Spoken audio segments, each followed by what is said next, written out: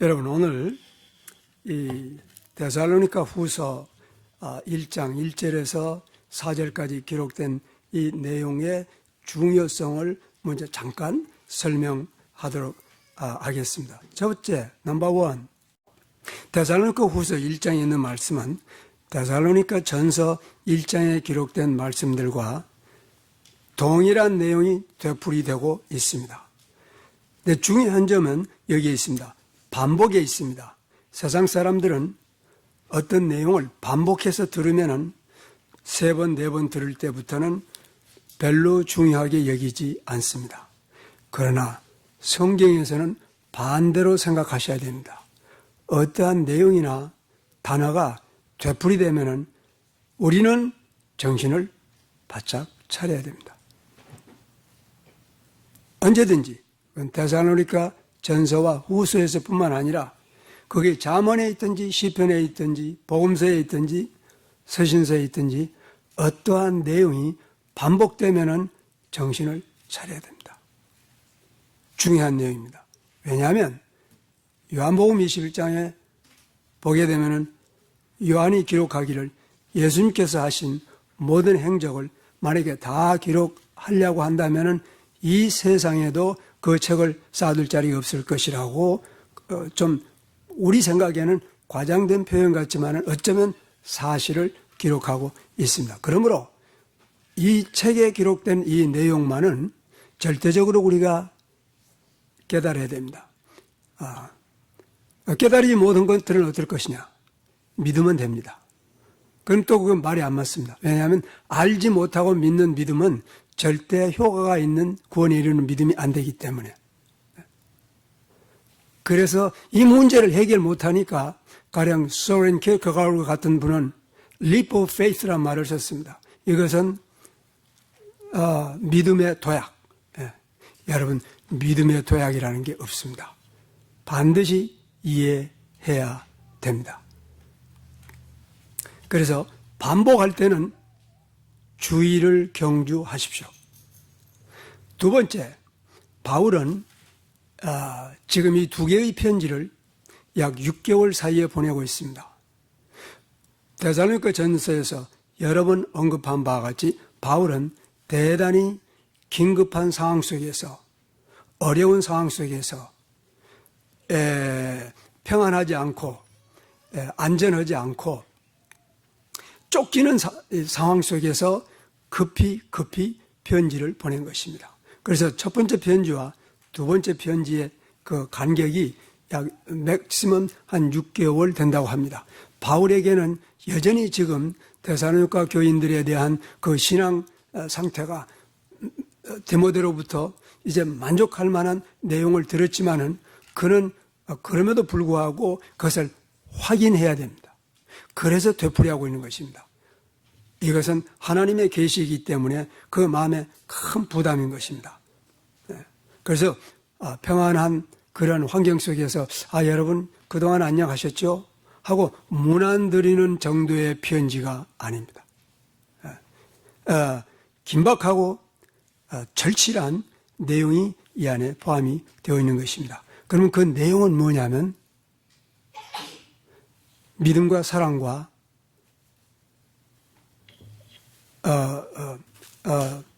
소망과 네 번째는 환난입니다. 그는 인사말 보내는 게 아닙니다. 많은 사람들이 하나님의 은혜와 평강이 너에게 있을지어다 라고 하는 말이 로마서에서부터 계속 되풀이되고 있으니까 오해합니다. 그건 1세기의 로마 사람들의 편지 2라고. 그럴 수도 있을는지 모릅니다. 왜냐하면 발굴된 로마 사람들의 편지들을 보게 되면 그러한 표현들이 들어있기 때문입니다. 근데 그러기 때문에 이것은 로마 시대의 편지 2라고 누가 아주 고명한 학자가 이 내용을 해설한다면 I'm sorry. 불쌍한 영혼입니다. 그러지 않습니다. 교회는 예수 그리스도의 몸된 교회는 하나님의 은혜와 평강이 없으면 살 수 없는 그런 존재입니다. 물고기가 물이 없으면 죽어버리는 것처럼 공중을 나르는 새가 공기가 없으면 땅에 떨어져 버린 거나 마찬가지로 그리스도의 몸된 교회가 하나님의 은혜와 평강이 없이는 존재할 수가 없습니다. 왜 그렇습니까? 예수님께서 여러 번 표현한 대로 세상 임금이 주관하고 있기 때문입니다. 그래서 사도 바울이 하나님의 감동으로 교회마다 이 축복을 전하는 것입니다. 그리고 이것을 추구하여서 이 하나님의 은혜와 평강만을 추구하여서 우리가 이 땅에 사는 동안에 그 가는 길을 노정을 형성하도록 찾도록 조치를 취한 것입니다. 그 다음에 제가 데살로니가 전서와 후서에 그 동질성이 있다고 말씀을 드렸습니다. 그것을 찾아보도록 할 것입니다. 다시 한번 다 같이 이제 데살로니가 후서 1장 1절에서 4절까지 말씀을 함께 다시 한번 보십시다. 바울과 실로아노와 디모데는 하나님 우리 아버지와 주 예수 그리스도 안에 있는 데살로니가인의 교회에 편지하노니 은혜와 평강이 하나님 우리 아버지와 주 예수 그리스도로부터 너희에게 있을지어다. 형제들아, 우리가 너희를 위하여 항상 하나님께 감사하게 되면 너희의 믿음이 더욱 자라고 너희가 다 각기 서로 풍성하게 사랑함이니, 그러므로 우리 자신도 우리의 여러 교회에서 너희를 자랑하면 너희가 모든 핍박과 환난 중에서도 인내와 믿음으로 그것을 참음이라. 자, 여기에서 우리는 네 개의 그 사도 바울이 지적해 주는 요소들을 기독교의 그리고 성도들의 삶에서 그들을 형성하는 형성 요소가 되는 것을 하나님의 선물들을 기록하고 있는 걸 볼 수 있습니다. 첫째는 믿음입니다. 사랑이고 여기에서는 인내라는 단어로 표현한 소망입니다. 그리고 네 번째는 환난과 핍박입니다.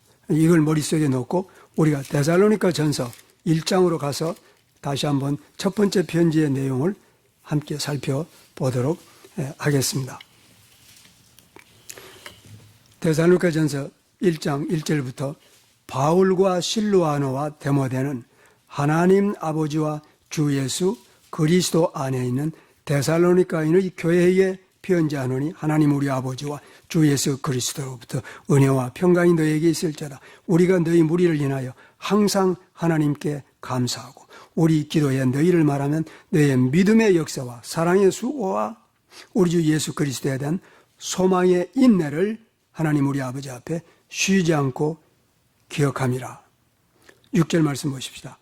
또 너희는 많은 환난 가운데서도 성령의 기쁨으로 말씀을 받아 우리와 주를 본받는 자가 되었느니라. 2장 14절 함께 보십시다. 형제들아, 너희가 그리스도 예수 안에서 유대에 있는 사람 하나님의 교회들을 본받는 자가 되었으므로 그들이 유대인에게 고난을 받는 것 같이 너희도 너희 동족에게 동일한 고난을 받느니라. 그래서 여러분, 이제 첫 번째 부분은 거의 같은 내용을 되풀이하고 있습니다. 근데 이것이 중요하기 때문입니다. 그리고 물론 또 하나 동일한 점은 종말에 관한 교리가 여러분 신약 성경에서 가장 분명하게 언급된 부분이 바로 데살로니가 전서와 데살로니가 후서입니다. 자, 그러면은 이 반복되는 이 내용이 중요하다고 지금 제가 말씀드렸는데, 첫 번째는 믿음입니다. 물론 하나님에 대한 감사, 그리고 항상 기도하는 것, 이게 포함이 되어 있습니다. 오늘은 우리가 우리 기독교의 핵심이라고 될 수 있는 믿음에 대해서, 신앙에 대해서 살펴보도록 하겠습니다. 왜냐하면 이게 사랑과 소망과 감사와 혹은 이 환난과 핍박을 극복하는 그 능력의 출발점이 되기 때문입니다. 우선 믿음에서 출발하는 것입니다. 왜냐하면 이렇습니다. 기독교의 그 신앙에 있어서 신학자들은 가장 중요한 것을 하나로 지적한다면 칭의라고 얘기를 합니다. 근데 중요한 것이 너무 많기 때문에 하나라고 지적할 수는 없습니다만은 그러함에도 불구하고 여전히 칭의는 중요합니다. 그리고 어떤 사람 주장처럼 가장 중요할 수도 있습니다. 근데 사실은 불행한 건 여러분, 오늘 칭의가 뭡니까? 라고 우리가 물어보면 많은 사람들이 칭의에 대해서 설명을 못 해주는, 모르는 건 아닌데 설명을 못 해주는 그러한 어정쩡한 상태에 있는 많은 사람들이 있습니다. 우리는 그렇게 하면 안 됩니다. 물론 제가 거의 수없이 칭의에 대해서 설명을 했습니다만은, 칭의란 가장 간단하게 표현한다면 뭐라고 표현할 수 있죠? 하나님과의 바른 관계입니다. 이웃과의 관계, 가정에서 관계, 사회에서 바른 관계, 혹은 정치적인 혹은 경제적인 사회적인 활동에서 모든 바른 관계의 출발은 칭의에 있습니다. 그런데 다른 모든 사회의 부분들은 그것이 학교가 됐건 정부가 됐건 군사가 됐건 법원이 됐건 간에 칭의가 없습니다. 다시 말하면 하나님과의 바른 관계가 그들의 조직체의 인생의 운영의 규범이 아니란 말입니다. 오직 그리스도인들만이 하나님과의 바른 관계가, 칭의가 그들의 삶의 규범이 되는 것입니다. 중요합니까? 중요하지 않습니까? 하나님과 바른 관계에 있지 않다는 얘기는 하나님과 사이가 나쁘다, 원수된 관계다, 저주의 상태에 있다, 어둠에 있다, 상실된 상태에 있다, 그런 얘기입니다, 여러분. 근데 칭의를 받았다고 하는 얘기는 하나님과 바른 관계가 되었다, 하나님의 자녀가 되었다, 이제 원수되었던 관계가 정산되고 바른 관계가 되었다, 저주의 관계가 정산이 되고 축복의 관계가 되었다, 세상의 자녀와 마귀의 자녀였던 신분에서 하나님의 자녀로 바뀌어졌다, 엄청난 내용들을 포함하고 있는 것입니다. 칭의라고 하는 것은, 이 단어가 어려워서는 안 돼. 어렵다함을 받는다는 것이 칭의인데, 이 여러분들에게 어려운 단어가 되면 안 됩니다. 그래서 그리스도인들은 어려운 사람이 된 것입니다. 하나님의 법적인 선포입니다. 이것은 법적인 선포가 이루어졌으면 그 다음에 나는 그 신분에 맞는 삶을 살아야 됩니다. 이것이 성화입니다. 그래서 이렇게 의롭다함을 받는, 그러면 유일한 길은 뭐냐? 성경에서는 하나밖에 없습니다. 하나님과 깨어진 관계를 내가 저주와 사망에서 해방이 되어서 이제는 영생과 축복을 받은 그 신분으로 변화될 수 있는 유일한 길은 성경에서는 하나밖에 없습니다. 이게 놀라운 것입니다. 그것이 믿음입니다. 믿음만이 우리를 하나님 앞에 바른 자로 세울 수 있는 유일한 길입니다. 믿음이 중요하죠. 그래서 오늘 우리가 그러면은 왜 예수님께서는 그렇게 믿음에 대해서 강조하고 바울은 그저 가는 데마다 믿음에 대해서 설명을 하는지, 이거 대단히 중요합니다. 물론 제가 오늘 여러분들과 나누는 이 내용은 많은 경우는 반복입니다. 그리고 새로운 것이 있을 수도 있습니다. 그런데 이 문제가 해결되지 않은 채 수많은 사람들이 교회라고 부르는 사방벽으로 둘러싸인 이 건물에 들어와서 자기를 그리스도인이라고 생각하는 많은 착각들이 있기 때문에 여러분, 교회도 아니고 성도도 아닙니다. 그런데 세상에서 볼 때는 그 십자가에도 달렸고 뭐 어떻게 되면은 그걸 교회라고 부르기 때문에 서로가 착각이 있는 것입니다. 세상 사람들은 교회가 아닌 것을 교회라고 하고 우리는 교인이 아닌데 교인인 척하게 되는 그러한 모든 모순과 갈등이 있습니다.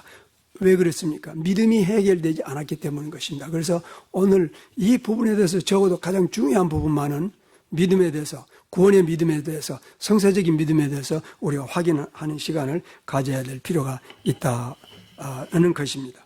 왜냐하면 성경이 그렇게 강조하고 있기 때문인 것입니다. 그래서 첫 번째 여러분과 나누고자 하는 것은, 여러분, 믿음에는 반드시 대상이 정의가 되어 있습니다. 이거는 물론 대부분 종교들이 그런 것 같습니다. 괜찮습니다. 그거는. 가령 어떤 종교에서 그 사람들이 믿는 대상 어떤 신이 있다고 합시다. 다른 신은 안 믿고 어떤 사람들은 수많은 신들을 섬기고 많은 신을 섬길수록 더욱 많은 보호를 받고 공급을 받기 때문에 더 축복이라고 생각하는 사람도 있습니다. 그런가 하면은 어떠한 한 신 외에 다른 신을 섬기면 신성모독이라고 해가지고 다 오히려 죽여버리는 그러한 유일신 사상을 가진 사람도 물론 있습니다. 그런데 그렇다면 우리가 믿는 그 신, 하나님은 어떠한 분이냐? 이게 중요한 것입니다. 아까 아이들하고 나눈 것과 같이 우리가 믿는 신, 하나님은 성경에서 아주 약대가 바늘 귀로 들어가는 것만큼, 그것이 거의 불가능한 것만큼 좁은 길입니다. 세상 들어올 때. 자, 수많은, 아주 그냥 상상도 할 수 없이 많은 예 중에서 조금 전에 아이들과 함께 나눈 그것을 토대로 한다면은, 요한복음 17장 3절에, 3절에 있는 말씀입니다. 유일하신 참 하나님이라고 그랬습니다. 벌써 여기서부터 제한됩니다. 그 다음에 그 유일하신 참 하나님은 반드시 예수 그리스도를 세상에 보낸 하나님이어야 됩니다. 그러니까 어떠한 신도 유일신이라 할지라도 예수 그리스도를 세상에 파견하지 아니한, 보내지 아니한 신은 신이 될 수가 없습니다. 엄청나게 벌써 좁아져 버리죠. 이렇게 좁은 문입니다. 보냄을 받았다는 것. 그래서 이 보냄을 받는다는 그 말이 아포스텔로입니다. 그리고 보냄을 받은 사람들이 어파슬입니다. 그래서 사도 바울이 지금 자기가 어파슬이라는 그 신분을 하나님께서 받았기 때문에 그 메시지를 전하고 있는 것입니다. 대상이 분명합니다. 예를 들면 이렇습니다. 요한복음 5장 24절 말씀에 보면 예수님께서 말씀하기를 내 말을 듣고 또 나 보내신 이를 믿는 자는 영생을 얻었고 심판에 이르지 아니하나니 사망에서 생명으로 옮겼느니라. 내 말을 듣고 나 보내신 이를 믿는 자는, 그래서 여러분 여기서 믿는다고 하는 말이 엄청나게 좁아져 버린 것을 아주 극단적으로 제한돼 버린 것을 우리는 볼 수가 있습니다. 우리가 예수를 믿는다는 것은 바로 이렇게 좁은 의미의 믿음입니다. 첫째는 예수님께서 내 말을 듣고 하니까, 여러분 믿음은 바로 예수 그리스도의 말씀에 초점이 있는 것입니다. 예수 그리스도의 말씀에. 이제 조금 후에 다시 보게 되겠습니다만 사도행전에서는 이것을 예수 그리스도의 말씀을 사도행전에서는 복음이라고 얘기하고 있는 것입니다. 자, 말씀을 듣고, 이게 중요합니다. 여러분 조금 후에 이것도 다시 설명하겠습니다. 예수 그리스도의 말씀을 듣지 않고 예수를 믿는 그러한 경우는 절대 존재하지 않습니다. 유대 시대 사람들은 그 육신으로 오신 예수님의 말씀을 직접 들었습니다. 근데 지금 우리들은 말씀이 육신이 되어서 우리들 가운데 보면 아버지의 독생자의 영광이 은혜가 충만하더라. 여러분, 말씀이 육신이 됐기 때문에 우리는 여전히 성경 말씀을 통해서 지금 예수님의 음성을 듣게 되는 것입니다. 내 말을 듣고 내 보내신 이를 믿는 자는 영생을 얻었고, 여러분 이 영생을 얻는 이 길을 지금 예수님께서는 극히 제한돼요. 내 말을 듣고 내 보내신 이를 믿는 자는 이겁니다. 영생을 얻었고 심판에 이르지 아니하나니 사망에서 생명으로 옮겼느니라. 극히 제한되죠. 오케이. 그래서 여러분 이제 믿는다는, 다른 건 다 문제가 해결이 됐습니다. 그렇다면 믿는다는 이 단어는 뭘 의미하는가? 이제 이걸 조금 깊이 앞으로 살펴보도록 할 것입니다. 또다시 그 믿음의 대상에 대해서 사도행전 8장 12절에서는 이렇게 얘기했습니다. 빌립이 하나님 나라와 및 예수 그리스도의 이름에 관하여 전도함을 저희가 믿고, 그래서 전도함을, 이것이 바로 유앙겔리온, 복음이란 말입니다. 그러면 복음은 사도행전 8장 12절에 있는 말씀에 의하면 두 개의 요소를 가지고 있습니다. 한 덩어리지만 뭐냐면은 하나님의 나라와 및 예수 그리스도의 이름입니다. 여전히 요한복음 17장 3절에 있는 말씀처럼 영생이란 유일하신 참 하나님과 그의 보내신 자 예수 그리스도를 아는 것이라는 내용과 정확하게 같은 것입니다. 빌립이 하나님 나라와 및 예수 그리스도의 이름에 관하여 전도함을 저희가 믿고, 남녀가 다 침례를 받으니라. 바울이 다시 사도행전 20장 21절에서 복음에 대해서 그리고 믿음에 대해서 이렇게 증거합니다. 유대인과 헬라인들에게 하나님께 대한 회개와 우리 주 예수 그리스도에 대한 믿음을 증거한 것이라. 성경은 일관성이 있게 하나님에 대한 것과 그리고 그 하나님이 보내신 예수 그리스도에 대한 믿음으로 우리가 영생을 얻었고 죄와 사망에서 해방이 되었고 구원받은 내용을 전하고 있는 것입니다. 구원에 이르는 믿음, 소위 saving faith에 대해서 우리가 지금 알고 있는 것을 대부분 알고 있습니다. 이걸 다시 한번 아주 분명하게 확인하는 그러한 시간입니다. 그런데 이것을 강조한 이유는 이게 우선 지식적으로 알아야 됩니다. 유일하신 참 하나님이 누군가를 알아야 됩니다. 그리고 그를 보내셨다고 했는데 보낸다고 하는 이 단어가 무엇인지 이것이 지난번에도 말씀드렸습니다만 이게 바로 redeeming입니다. 구속입니다.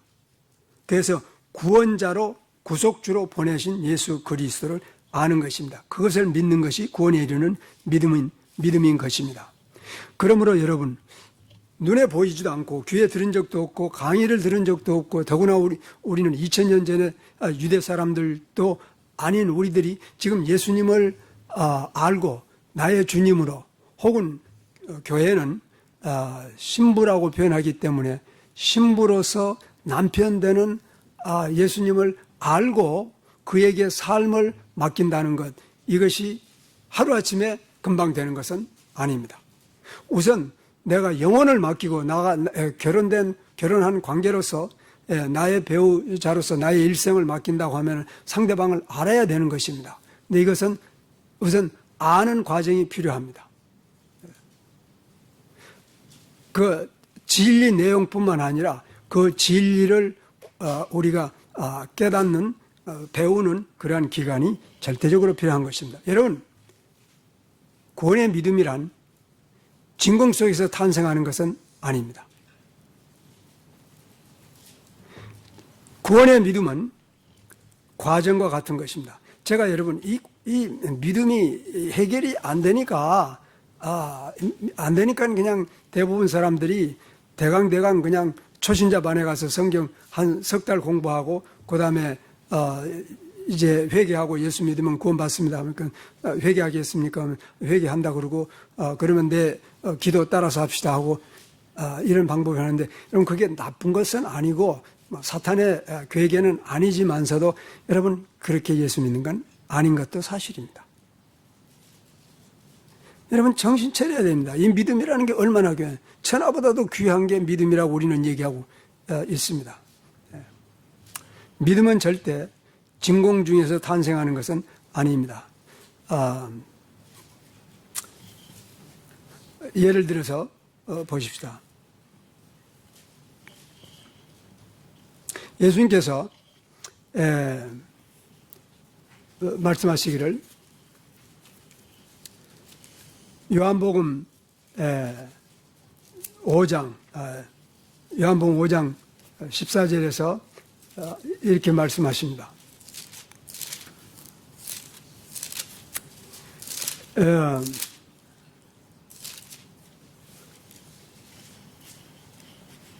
요한복음 3장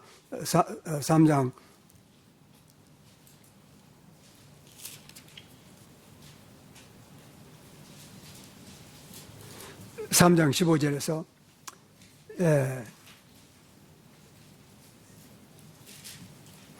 저를 믿는 자마다 예수 그리스도입니다. 모세가 광야에서 뱀을 든 것 같이 인자도 들려야 하리니 저를 믿는 자마다 멸망치 않고 영생을 받게 하려 함이라. 조금 전에 있는 요한복음 5장 24절에 있는 말씀이 계속 되풀이되고 있는 것을 우리가 보게 됩니다. 또 예수님께서는 내 말을 듣고 나 보내신 이를 믿는 자는, 이게 일단은 이겁니다. 들어야 됩니다. 근데 누구 말을 듣느냐 하는 것이 지금 중요한 것입니다.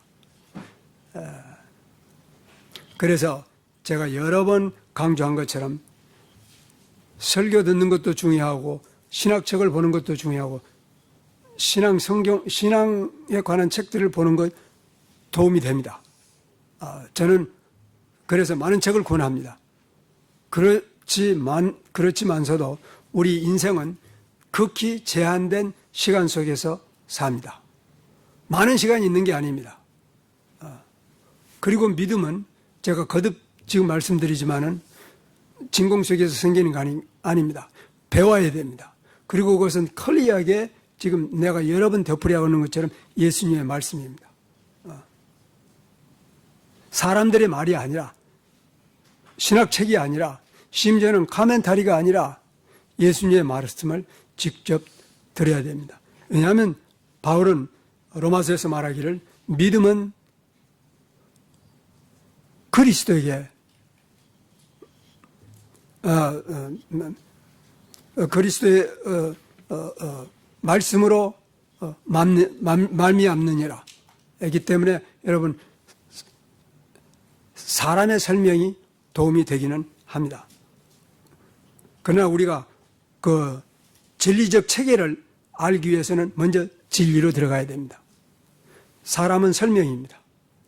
요한복음 1장 18절에서 예수님에 대한 표현이 하나님을 본 자가 없지만은 오직 그 독생자가 하나님을 나타내었다고 얘기할 때 그 나타낸다고 하는 말이 바로 성경 해석이라는 영어의 그 말과 같은 것이라는 걸 지난번에 설명을 드린 자가 있는 것입니다. 자, 그러면은 이처럼 성경은 믿음은 들음에서 나며 들어야 됩니다, 여러분. 공상으로 되는 게 아닙니다. 심지어는 설교로 되는 게 아닙니다. 물론 설교도 좋은 설교 도움이 될 수 있습니다. 들으면 그리스도의 말씀으로 말미암니다. 자, 다 같이 여러분들 이제 좀 더 분명하게 그 믿음의 소스에 대해서 설명한 내용을 고린도전서 15장에서 함께 보시도록 하십니다. 고린도전서 15장 1절에서 제가 빨리 읽도록 하고 어느 부분은 생략하겠습니다. 고린도전서 15장 1절부터 형제들아 내가 너희에게 전한 복음을 너희로 알게 하노니 이는 너희가 받은 것이요 또 그 가운데 선 것이라. 너희가 만일 내가 전한 복음을 굳게 지키고 헛되이 믿지 아니하였으면 이로 말미암아 구원을 받으라. 이것은 지금 고린도전서 15장 2절은 대단히 중요한 것입니다. 그런데 대단히 중요한 이유를 지금 잠깐 설명하겠습니다. 첫째, 내가 전한 복음을 굳게 지키고라고 했습니다. 그래서 만약에 복음을 굳게 지키는 믿음이 되지 아니하면은 이건 헛된 믿음입니다. 그럼 굳게 지킨다는 게 어떤 의미냐 하면은 여러분 지금 빨리 누가복음 8장 15절에 가게 되면은 이제 예수님께서 씨 뿌리는 자의 비유를 설명하실 때 씨를 뿌리는 자가 씨를 뿌릴 때 길가에 떨어지고 어떤 씨는 돌밭에 떨어지고 어떤 씨는 가시밭에 떨어지고 어떤 씨는 좋은 밭에 떨어져서 30배, 60배, 100배의 열매를 맺었느니라고 그렇게 말씀하는 내용이 나옵니다. 그런데 그 열매를 맺는 나무에 대해서 성경은 이렇게 기록하고 있습니다. 좋은 땅에 떨어졌다는 것은 저들이니 곧 바르고 좋은 마음으로 말씀을 듣고입니다. 말씀을 듣고. 근데 우리 한글 성경에는 지키어 인내로 결실하느니라 이렇게 말씀했는데 중요한 부사가 하나 빠졌습니다. 뭐냐면 굳게입니다. 그래서 여러분 손으로 써 넣으면 더 좋을 것 같습니다. 굳게 지키어 열매로 지키어 인내로 결실하는 자니라. 왜냐하면 여기서 지킨다고 하는 말이 바로 고린도전서 15장 2절에서 복음을 굳게 지키고 헛되이 믿지 아니하면 이라고 하는 그 말씀에서 굳게 지킨다는 말과 정확하게 같은 단어가 사용되고 있는 것입니다. 그래서 우리가 예수를 믿는다는 것은 우선 복음을 들어야 됩니다. 예수님에 대해서 하나님에 대해서 들어야 됩니다. 듣고 이게 복음입니다. 그 다음에 굳게 지키는 것입니다. 그리고 헛되이 믿지 아니하면 자 여러분 이처럼 복음이란 듣고 그 말씀을 지키는데 그 구원의 믿음의 요소가 들어있는 것입니다. 제가 지금 계속해서 이 믿음이 그냥 공간 속에 복음을 들은 적이 없이 하나님의 예수 그리스도의 말씀을 들은 적이 없이 무슨 꿈에 예수가 나타나서 믿었다 혹은 무슨 뭐 환상을 보고 이런 사람들이 가끔 있는데 절대 그러지 않습니다. 아주 그냥 클리어하게 알아야 됩니다. 꿈을 봐도 좋고 뭘 봐도 좋습니다. 그러나 예수를 믿는다는 것은 바로 예수께서 하신 말씀을 들어야 됩니다. 그 예수께서 하신 말씀 그걸 갖다가 우리는 소위 이 신학자들 표현으로 말하면 명제라고 부릅니다. 이게 성서적 명제입니다.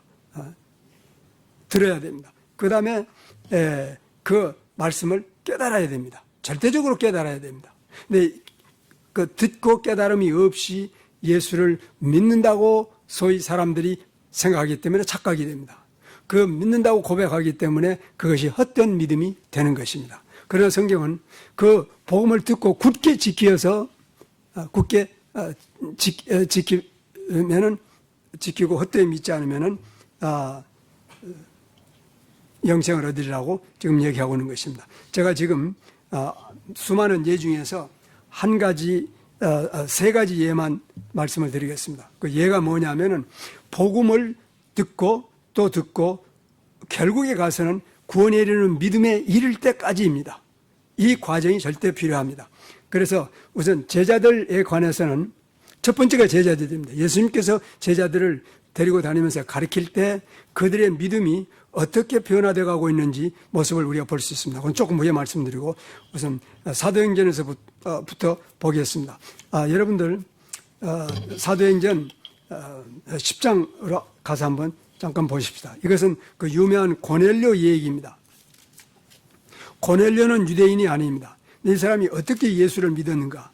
놀라운 사건이 벌어집니다. 그런데 우선 고넬료가 어떻게 예수를 믿게 되었는지 예수를 믿기 전에 상태를 기록한 내용입니다. 이러한 그 작업들이 누구에게든지 필요합니다. 자, 2절을 봅시다. 사도행전 10장 2절에서 그가 로마 사람입니다. 이탈리아 부대라고 하는 군대의 백부장입니다. 그가 경건하여 이렇게 시작됩니다. 여러분, 그는 경건한, 벌써 여기서부터 그는 세상 사람이 아니라 하나님의 사람이 되어 있는 것 같은 모습을 보여주고 있습니다. 그는 경건한 사람입니다. 그 다음에 두 번째, 경건하다고 하는 말을 여러분 영어 성경 한번 보시겠어요? 보면 fearing God 라고 얘기하고 있습니다. 하나님을 두려워하는 사람, 하나님에 대한 경외감을 가지고 있는 사람입니다. 경외하며 또 모든 백성을 많이 구제하고 있다. 여러분, 지금부터 2000년 전에 로마 사람들, 로마 군인들이 얼마나 착취하고 하는데 급급한 사람들인데 이 사람은 자기의 월급을 바쳐서 지금 가난한 사람들, 그것도 자기 백성이 아닌 유대인들을 지금 구제하고 있는 이런 모습입니다. 여러분, 이 하트를 지금 보통 사람으로 볼 수 있나요? 이 마음을. 그 다음에 세 번째, 항상 하나님께 기도하다. 여기서 하나님이라고 하는 것은 이 사람이 로마 병정이지만은 유대교로 전향한 사람입니다. 근데 그가 유대인들보다도 어쩌면 더 항상 기도하는. 그래서 이 사람이 결국은 구원에 이르는, 지금 아직 구원받은 거 아니에요. 2절에 있는 이 상태는 고넬료가 구원받은 게 아닙니다, 여러분. 근데 이처럼 그가 구원받는 믿음에 이르기까지 엄청나게 많은 투자가 있었다, 이런 얘기인 것입니다. 그 다음에 두 번째 인물을 보도록 하겠습니다. 주께서 그 만문을 열어서 바울의 말을 듣게 한 루디아라고 하는 여자가 있습니다. 사도행전 16장에서 살펴보십시다. 16장 14절에서 루디아라 두아디라 하는 성의 자주 옷감 장사로서 이 사람이 지금 유대인인지 아마 로마 사람인 로마인인지는 저는 아직 모르겠습니다. 하여간 두아디라 성이 자주옥감 장사로서 하나님을 공경하는 루디아라고 하는 여자가 있었다고 들었습니다. 뭐라고 그랬습니까? 하나님을 공경한다고 얘기했습니다. 그리고 여자가 뭘 들었다고요? 지금 바울의 설교를 들은 것입니다, 여러분. 들었는데 주께서 그 마음을 열어 바울의 말을 청종케 하게 하였다 한 것입니다. 여러분, 이 루디아가 바울의 말을 듣고 있는데 주님께서 갑자기 그 사람 마음을 여는 게 아닙니다. 그는 이미 하나님을 경외한 자가 된 것입니다. 어디서 경외를 배웠겠죠? 말할 필요 없이 유대인들이 전하는 올 테스트먼트 구약의 하나님을 듣고 그가 하나님을 알게 된 것입니다. 그래서 결국 하나님을 경외하는 자가 된 것입니다. 이처럼 우리가 구원에 이르는 믿음에는 여러분 하나님께서 준비하는 과정 속으로 우리가 들어가는 것입니다. 이거 엄청나게 중요한 거죠. 오늘날 너무 많은 사람들이 믿음을 받아들이기를 어디 여러분 맥도날드에 차 타고 가면서 오다 해놓으면 그 다음에서 돈 내고 피 까버리는 것처럼 그런 게 믿음이 될 수가 없습니다. 여러분 그건 논리적으로도 안 맞습니다. 자, 그러면 제자들에 대해서는 어떻게 예수님께서 이 구원에 있는 믿음을 가르쳤는지 다 같이 요한복음 12장 말씀을 함께 같이 가보십시다. 죄송합니다. 요한복음 2장. 요한복음 2장.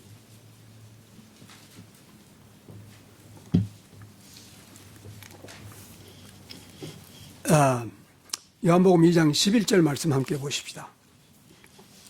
예수께서 이 처음 표적을 갈릴리 가나에서 행하여 그의 영광을 나타내매 제자들이 그를 믿으니라.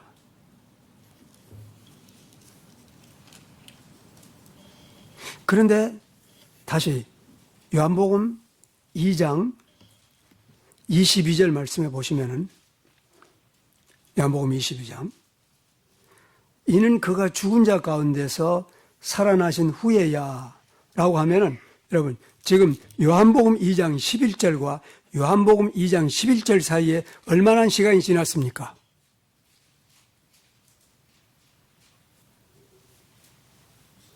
빨리 잡히지 않죠? 왜 그랬습니까? 여러분 성경 자주 안 보니까 그래요. 5시간 지났어요? 3년 반이라는 세월이 지난 겁니다. 하나는 지금 예수님께서 처음 요한복음 2장 11절은 예수님께서 처음 복음을 전할 때 시작한 것입니다. 그 다음에 22절은 예수님께서 제자들에게 여러 번에 걸쳐서 내가 이방인들에게 넘겨주어서 그들이 나를 십자가에 못 박고 죽일 것이지만은 나는 3일 만에 다시 살아날 것이다. 부활에 대해서 여러 번 설명하신 이후에 실제로 예수님께서 못 박여 죽으시고 부활한 이유입니다. 3년이라는 긴 세월이 지난 이유입니다. 그래서 22절에 뭐라고 그랬습니까? 그들이 이는 그가 죽은 자 가운데서 살아나신 후에야 부활한 이후에야 제자들이 비로소 그들에게 하신 이 말씀을 기억하고 성경과 및 예수에 하신 말씀을 믿더라. 그럼 이전에는 이게 안 믿었다는 얘기입니다. 물론 안 믿었죠. 자, 그 다음에 23절 보십시다. 6월절 명절에 예수께서 예루살렘에 계시더니 많은 사람이 그의 행하시는 표적을 보고 그의 이름을 믿었으나 그렇게 나옵니다. 자, 여러분 예수님이 뭘 보고 믿었어요? 표적을 보고 믿었는데 사실은 많이 믿었습니다. 근데 문제는 여기에 있습니다. 이것이 구원에 이르는 믿음이 아닐 수도 있습니다. 절대 구원에 이르는 믿음이 아닐 수도 있습니다. 오늘날도 동일한 경고를 우리가 기억해야 합니다. 오늘날 특히 옛날하고 2000년 전하고 다릅니다. 오늘날 누가 표적과 기사를 보고 예수를 믿는다면은 그건 거의 99.9% 구원에 이르는 믿음이 아닐 수 있습니다. 잊어버리십시오. 이제 그래서 제가 제 생각에는 데살로니가 후서 2장 이 공부가 절대적으로 필요합니다. 표적과 기사를 보고 예수를 보고 믿는 사람이 많은 사람이 믿었다고 그랬습니다. 23절에. 그런데 24절 보십시오. 24절에 보면 예수는 자신을 그들에게 맡기지 아니하였으니 이는 친히 모든 사람을 아심이라.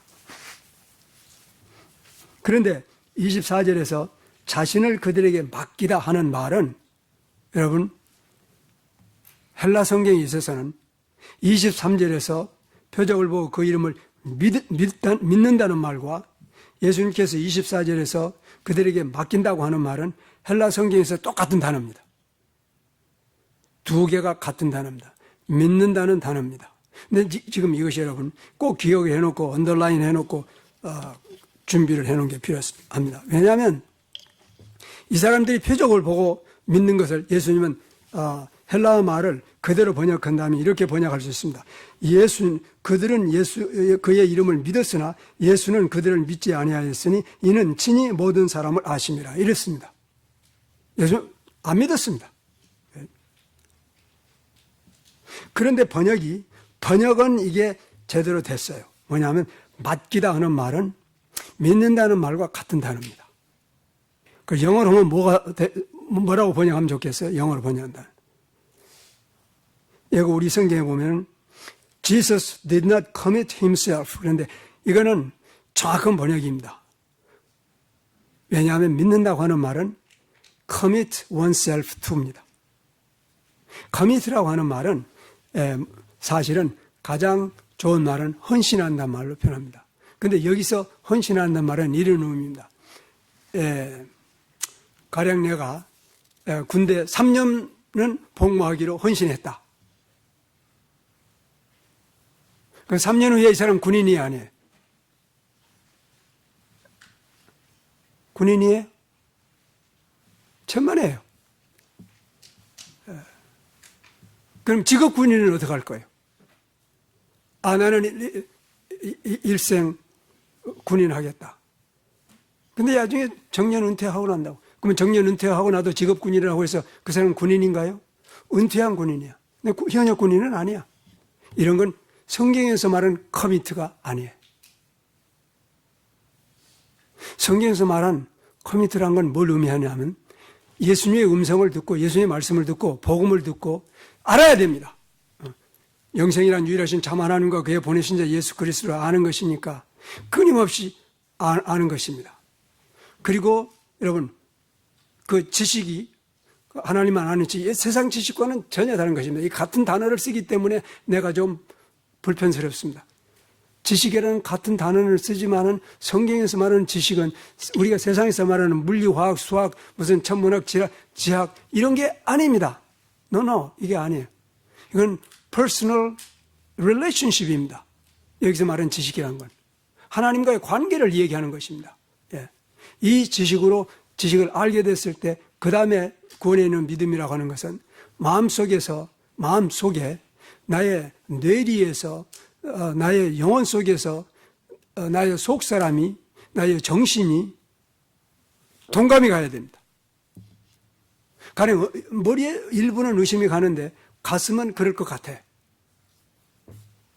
지금 이게 우리 사람을 지금 약간 분리한 것입니다. 우리 지식의 부분과 지적 부분과 감성적 부분이 있습니다. 이걸 지금 두 부분이 있는 게 사실이에요. 그런데 지금 여기서 말하는 구원의 믿음이라는 것은 지적 부분과 감정 부분이 합쳐가지고 한 덩어리가 돼버린 거예요. 그래서 내 마음속에서 나의 정신 속에서 내 하트에서 yes 하는 것입니다. 이것이 맞구나. 그럼 맞구나 하는 마음의 동의가 구원에 이르는 믿음이 되냐면 아닙니다. 지금 제가 요한복음 2장에서 계속 그리고 사도행전에서 계속 이 참 믿음의 모습을 여러분들과 나누고 있습니다. 진리에 대한 지식이 있어야 됩니다. 그리고 진리에 대한 분명한 감동이 있어야 됩니다. 동의라고 하면은 너무 얕을 것 같아요. 근데 내가 감동이라는 단어를 써도 너무 약합니다. 이건 뭐냐면 이런 겁니다. 깨닫고 나니까 너무 부끄럽고 너무 원통하고 너무 두렵고 해서 땅을 치면서 애통하는 것 같은 그런 겁니다. 그런 감정을 얘기하는 것입니다. 그런 감정적 동감이 형성이 돼야 됩니다.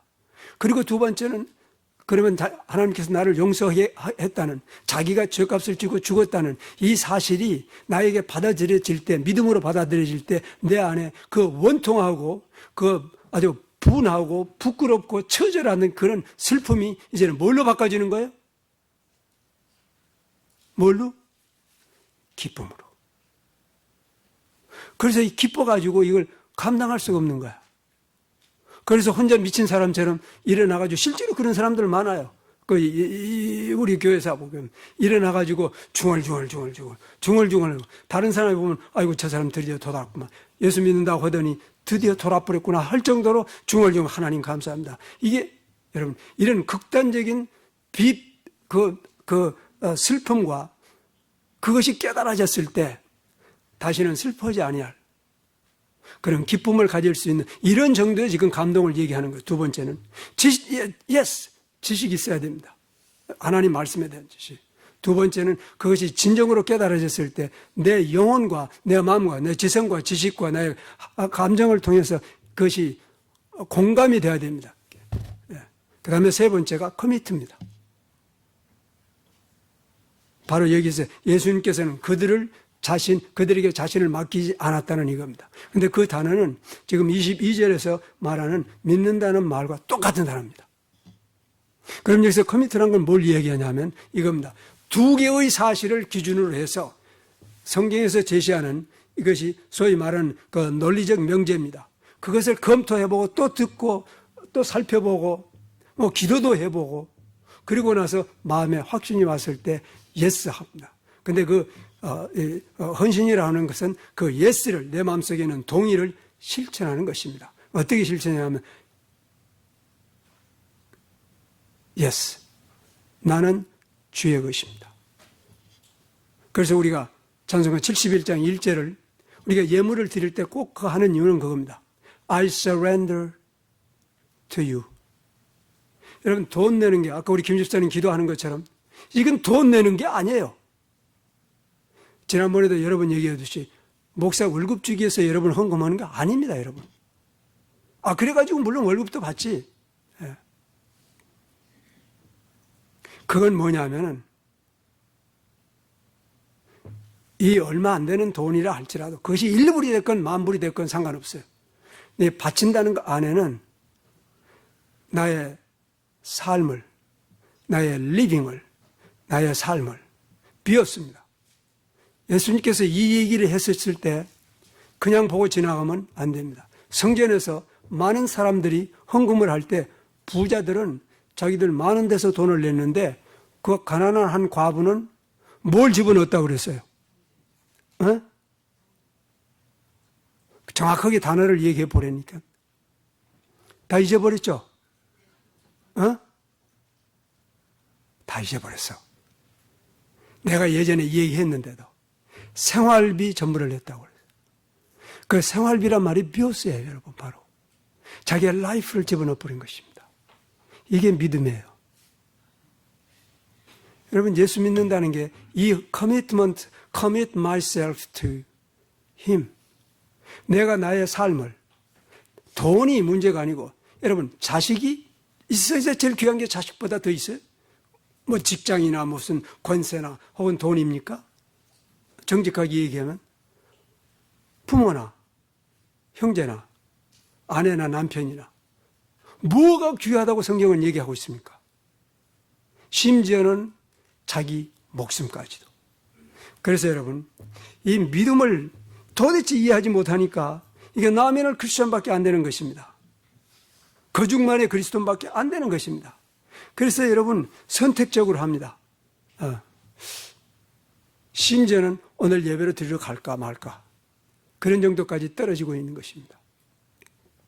믿음은 완전히 바치는 것이지 우리가 선택하는 게 아닙니다. 구원에 이르는 믿음은 한번 바치고 나면은 하나님께서도 안 빼앗기고 마귀도 못 뺏어가고 자기도 다시 내가 손해보게 됐는데 가져갈 수 없는 것입니다. 이게 하나님한테 갇혀서 가져간 게 아닙니다. 노노노. 그런 의미가 아니에요. 내가 바칠 때 그 가치를 이 세상에서 가장 귀한 것들 다 계산해보고 마지막에 뭘 계산해봐요? 내 목숨, 내 커리어, 내 재산, 내 유산, 가족들 다 계산해보고 이것보다 낫구나. 그런 확신 속에서 바쳐버린 다음에 사는 삶이 믿음이에요. 리빙뿐만 아니라 라이프뿐만 아니라 리빙이에요. 한 번이자 마지막에 once and for all. 여러분 대단히 중요합니다. 그래서 예수님께서는 하늘나라에 가는 것이 어떻게 쉽다고요? 약대가 부자가 하늘나라에 가는 것은 약대가 바늘귀로 들어가는 것보다 더 어렵다. 얼마나 정직합니까? 여러분 정직해야 하지 않아요. 대단히 정직합니다. 그래서 믿음이라는 것은 여러분 반드시 이것이 포함이 돼야 됩니다. 어떠한 것이 그러면 제가 지금 믿음이 과정이라고 제자들도 대표적인 케이스가 지금 도마에 대해서 제가 얘기했어요? 아직 안 했어요? 도마 얘기는 다 아니까 요한복음 20장에 가서 숙제예요. 도마 얘기 꼭 읽어보세요. 저녁에. 왜냐하면 그 단어가 중요합니다. 여러분이 결국에 가서 오늘 밤에 도마 얘기를 읽을 때 결국에 가서 When did I make this commitment 하게 될까? 도마가 예수님 부활한 이후에도 안 믿었잖아요. 근데 예수님께서도 수없이 내가 이것을 얘기한 건 너희로 하여금 믿게 하려 함이니라. 그 이유는 뭐예요? 이들이 아직 안 믿는 거예요. 그리고 마가복음에 보면 안 믿어서 부활한 예수님 보고 안 믿었기 때문에 꾸짖었다고까지 얘기하고 있어요. 도마 그렇게 했잖아요. 내가 만져보지 않고는 안 믿겠다고 했다고요. 그랬더니 예수님께서 다시 나타나가지고 도마 내가 손으로 만져보고 이제 믿지 아니한 자가 되지 말고 믿는 자가 되라 라고 했을 때 도마의 고백이 나의 주님, 나의 하나님. 그래서 여러분들이 예수 믿는 분들, 예수 안 믿는 분들은 바로 그 지점이 와야 됩니다. 그리고 예수 믿는다고 지금까지 확신한 사람들은 내가 언제 도마의 이 믿음으로 예수 믿었는지를 알아야 됩니다. 그것이 1950년대 몇 년 이런 게 아니라 하여간 그 순간이 반드시 있어야 됩니다. 왜냐하면 예수 믿는다는 것은 결국은 이겁니다. 지금부터 제가 설명드리는 게 이걸 제가 일부 예배 때는 시간이 없으니까 잘라버렸는데 그래서 이렇게 생각했습니다. 도대체 내가 지금 이게 예배 드리는 건지 아니면은 사람들 시간 맞추는 것인지 항상 이것이 나에게 갈등입니다. 내가 지금 이렇게 해가지고 복음 전한다고 하는 거 사도 바울은 2층에서 너무 밤이 깊어가지고 젊은 사람이 죄송합니다. 창에서 떨어져가지고 죽어버리건 초가 없어서 어두워지건 간에 설교한 거예요. 여러분 복음에 대한 이런 열정이 없으면서 복음 전하는 사람들은 이거 가짜 아니겠어요? 솔직한 얘기가. 시간이라 봐야 되고 지난번 내가 지금 이게 너무 충격이기 때문에 지금 예배 드리고 있는데 어떤 집사로 온 사람이 이러고 있어요. 적어도 2번 이상을. 그리고는 나보고는 설교를 좀 짧게 하래요. 다행히 나가버렸지만은 여러분 이게 엄청난 부담입니다. 그래도 용한 것은 내가 그때 은퇴하지 않고 지금까지 한 게 용합니다, 여러분. 이 복음이라고 하는 것을 알게 되면은 절대 여러분 중간에서 포기할 수 없습니다. 자, 이제 마지막 부분으로 여러분 예수 믿는다는 건 이러하기 때문에 예수님께서 온갖 능력을 다 행하면서 그렇게 오랫동안 참아서 그들이 자기 마음속에서 그야말로 표적을 보고 믿는 것도 아니고 예수의 권능을 보고 믿는 것도 아니고 강요해서 믿는 것도 아니고 두려움 때문에 믿는 것도 아니고 자기의 삶을 바칠 수 있는 가치를 발견하고 믿는 믿음들입니다. 근데 예수님께서는 반드시 그걸 요구합니다. 목숨을 요구하는 것입니다. 목숨을 요구하지 않는 그러한 예수님이라면 예수님이 십자가에 죽으셨다는 게 거짓말입니다. 예수 믿는 사람들의 라이프를, 리빙을 요구합니다. 생명을, 목숨을 요구합니다. 이것이 예수 믿는 믿음입니다. 그래서 징후와 성화에 대해서 이제 신학적으로 그게 중요하기 때문에 여러 번 말씀했습니다. 제가 지금 말씀드리는 몇 구절은 구원에 이르는 믿음은 결국은 나의 목숨을 바치는 것, 이것이 faith입니다. 자, 마태복음 16장 말씀에 예수님께서 이런 말씀을 합니다. 누구든지 제 목숨을 구원코자 하면 잃을 것이요 누구든지 나를 위하여 제 목숨을 잃으면 찾으리라. 여러분, 구원을 이렇게 예수님은 설명하고 있습니다.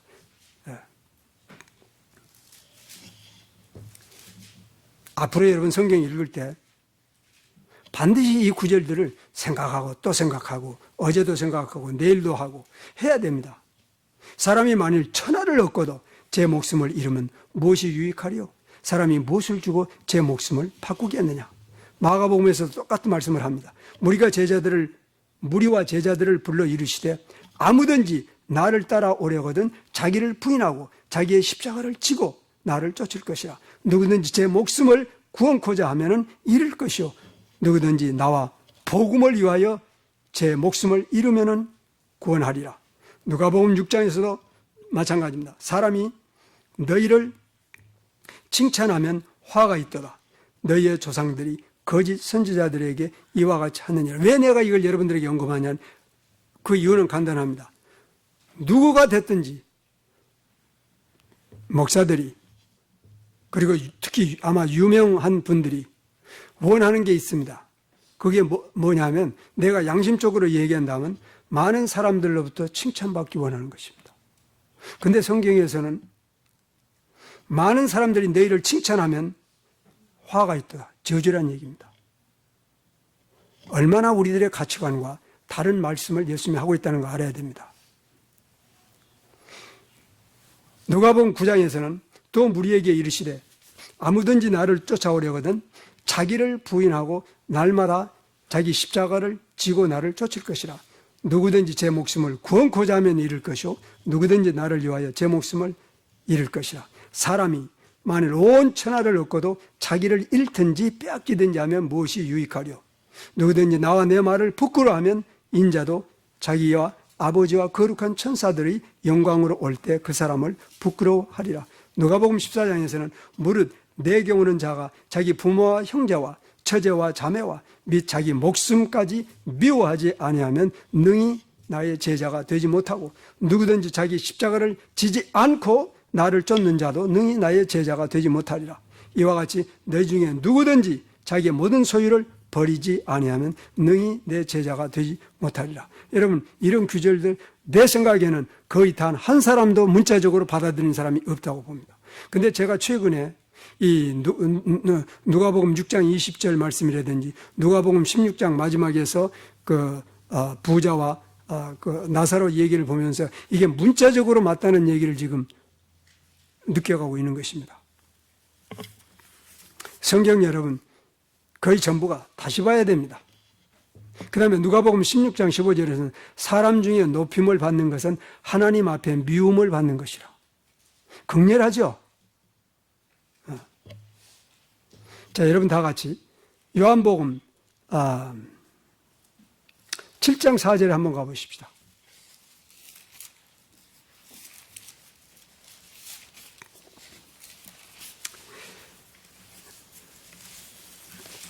중요한 내용이니까 성경에 기록하지 않았겠습니까?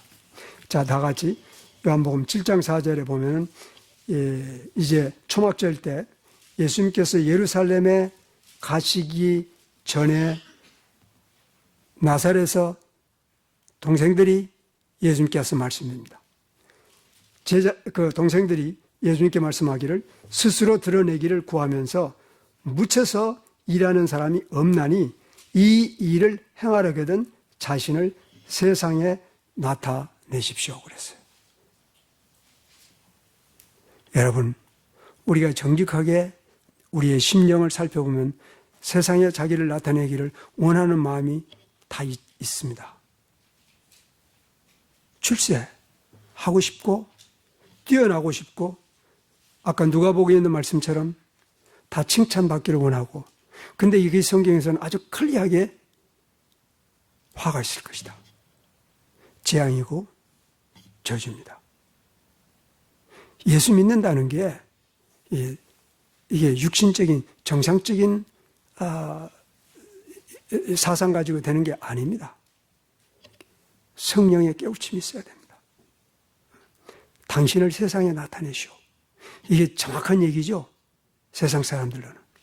그런데 예수님께서 그 다음 구절 성경은 이렇게 얘기합니다. 이는 그 동생들조차도 예수를 믿지 아니합니다. 예수를 믿는다는 게 이런 것입니다, 여러분.